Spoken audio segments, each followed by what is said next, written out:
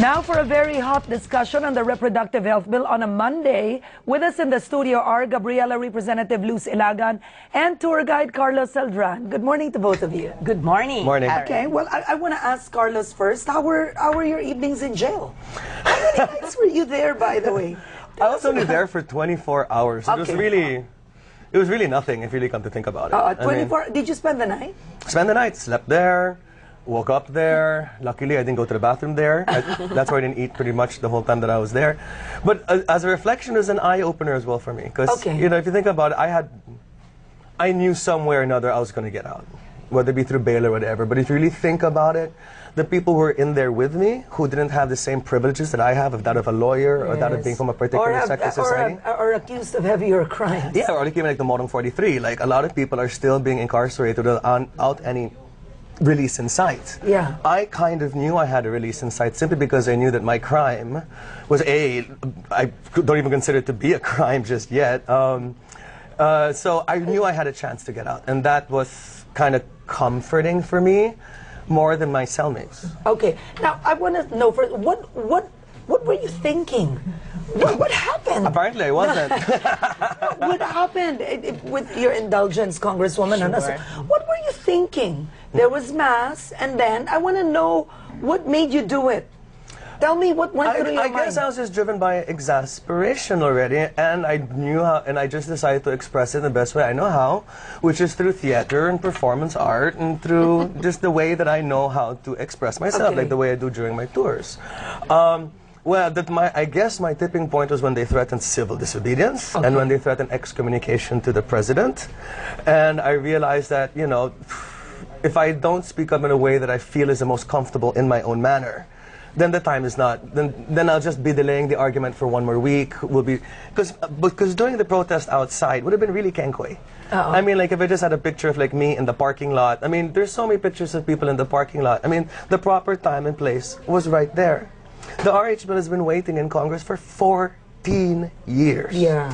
If a girl was born by the time that Ilagan filed the bill back 14 years ago, she could have had a kid by now, right? So when people tell me, like, you're out of place, this is not the right time, this is not the right venue, is 14 years not long enough? And is a parking lot really the venue that you want to keep going for?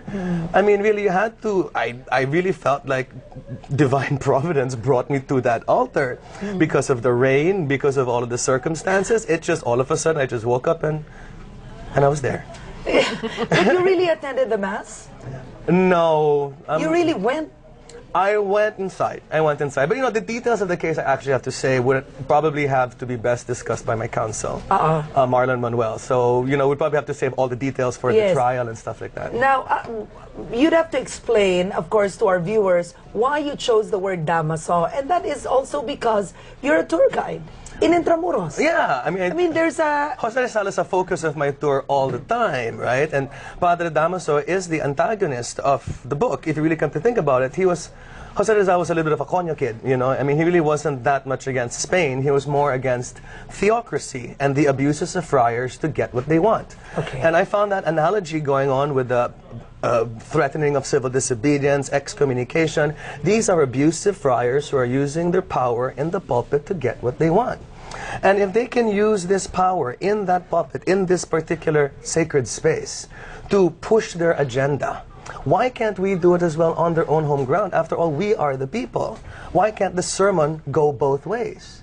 So that's why I decided to use the Father Damaso and Jose Rizal analogy to sort of make people realize that that history hasn't changed, that it's still 1895 going on out there, except that we have an uglier wardrobe and cell phones. All right. Now, Congresswoman, there's been much talk on exactly the contents of the RH bill. Can you run it by us? Enumerate the points. What is exactly in the bill? All right. This reproductive health bill that Gabriela Women's Party is pushing is entitled Comprehensive Reproductive Health Act. Okay. it is not limited only to contraceptives. Okay. It takes the whole range Okay. of services that government should provide our Okay. people. It takes into consideration that we have a large percentage of people who are poor. Okay. Women who do not have access to medical health services. Yes. Women who are not even informed as Yeah. to how they should manage their fertility. And we should take a look at the whole cycle, the life cycle, from young women to childbearing years and finally to the menopausal women also. Okay, so Congresswoman, in the bill, that would provide free supply, in effect, of Yes. condoms, pills. What would be free? That free thing Yeah. would be, first, information, Okay. education to couples, not only to women, but also to men. And after information, right education, then there should be supplies available in our health centers, All right. in our hospitals. right. But if people can afford to buy, why not? But we are considering the majority of those who cannot afford and those who do not have access. So it is the responsibility of government to provide access after informed choice, Okay. after decisions have been made by the couple as to which form is appropriate, safe, and available for them. Okay, now when it comes to for the state providing, have you calculated how much that would take every year? No, we haven't, because our population is also growing, Okay. and we do not know exactly how many would have the wherewithal to Yeah. go to the health centers. But there should already be a budget, an amount set aside Yeah. for hospitals. Unfortunately, we slashed even the budget for the Department of Health. And so it's most unfortunate that we are prevented from Yeah. taking a look at the whole range of needs that Okay. our women have. But I remember the USAID was actually supplying free contraceptives at one point, and then they took it out. Yes, whatever their reasons are, but those are actions coming from the U.S. Now, we can question that later as to what the motives are. There may be conditionalities, but at this point, it is the obligation of government to look for ways and means to assist the majority of our women. Okay, now when it comes to sex education, what exactly does it say there? What age, what year is it taught? We are talking about age-appropriate sex education. And that would be around grade 3, grade 4, when young girls, young boys are already undergoing changes in their bodies. It is high time that we already anticipate questions, but the manner of informing them, the manner of teaching them would be appropriate for their age and their level. Because, you know, in the provinces or even here in the urban centers, many of our young girls even stop schooling before they reach grade 6. What opportunity would they have to receive the right information if they can no longer go to school? And that is why we believe that even younger than grade 3 or grade 2, we can already provide age-appropriate education based, of course, on what the needs are of these children. Now, 14 years and waiting, do you think this is the time for the RH bill already? Oh yes, definitely. It has been delayed. It is high time that we study it. It is high time that we do not react adversely. bill. Read the bill first, find out what it contains before people jump into the bandwagon and say everybody should be excommunicated. Okay. Because, Now, they does the propose bill this. make abortion accessible? Abortion is not the issue here. Okay. In fact, the bill has provisions which might even prevent abortion because we are providing correct information, we are providing the needed material so that women can make the choice. Because in our data, it is shown that majority of the poor have an average of 5 to 6 children, whereas those in the upper classes have Have two only or 2 three. or 3. So, True. where is the problem?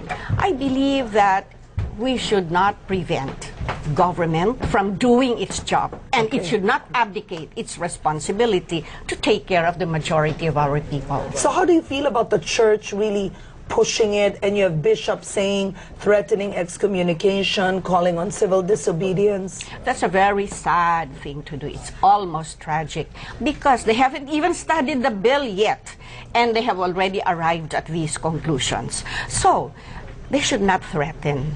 They should take good care of their flock and do the right thing also as far as they're concerned. They should be moral examples, but they should not encroach on the jurisdiction of government. Okay, you had a funny expression when she said they should be moral examples. Why is that? Well, you know, I have to agree with that, because if that's where the hypocrisy comes in, right? If one really looks at the institution of the Catholic Church right now, it is completely divided simply because of a lot of the abuses that are happening by priests abroad and here today. Although I'd like to keep the message of RH and human rights and everything as the focus of the protest that I did, one can't deny that these abuses of the friars are really taking them off the moral high horse. Okay. Yeah, you were mentioning something specific earlier. Yeah. What kind of Well, like when the CBCP came out with that magazine article, the newspaper article saying that there are no more damasos in the Philippines. That just blew me over the top, because I work with one damaso. The director of our museum, the San Agustin Museum, Father Galende, has just been recently found out to have children, and has been known to and was taking, the numbers still vary, but people say it's within the millions of pesos from the museum itself to support that child, or is it children, and a couple of blackmailers. So now the provincial officers of the Augustinian order in Spain is in Manila right now to hold a trial. And I guess the fate is that he will be transferred back to Spain.